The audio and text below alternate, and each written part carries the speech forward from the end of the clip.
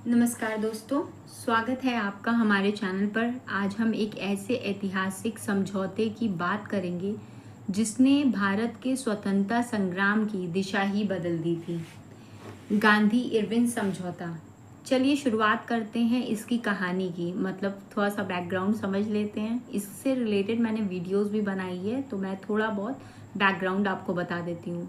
साल था 1930 और पूरा भारत सविनय अवज्ञा आंदोलन यानी कि सिविल डिसोबीडियंस मूवमेंट में झुलस रहा था। गांधी जी ने नमक सत्याग्रह की शुरुआत की थी, यानी नमक कानून तोड़ो आंदोलन, जिसे आज भी डांडी मार्च के नाम से जाना जाता है।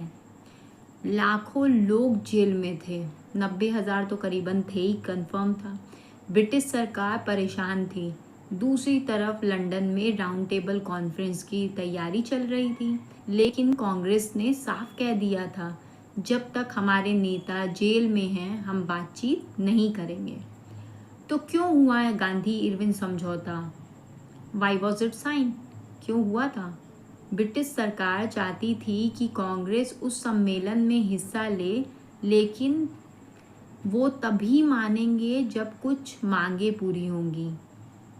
इसलिए ब्रिटिश वाइसरॉय लॉर्ड इरविन और गांधी जी के बीच बातचीत शुरू हुई। दोनों के बीच 12 फरवरी से 5 मार्च 1931 तक लगातार बातचीत चली और आखिरकार 5 मार्च 1931 का एक ऐतिहासिक समझौता हुआ, जिसे हम कहते हैं गांधी इरविन समझौता। तो समझौते की शर्तें क्या क्या थीं?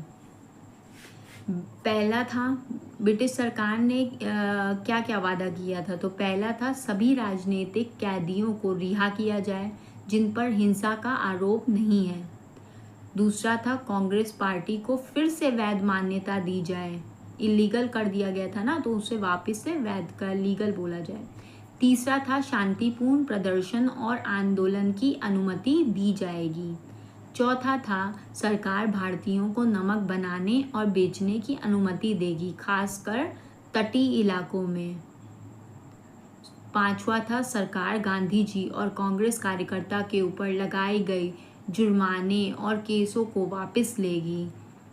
और गांधी जी ने बदले में क्या वादा किया था?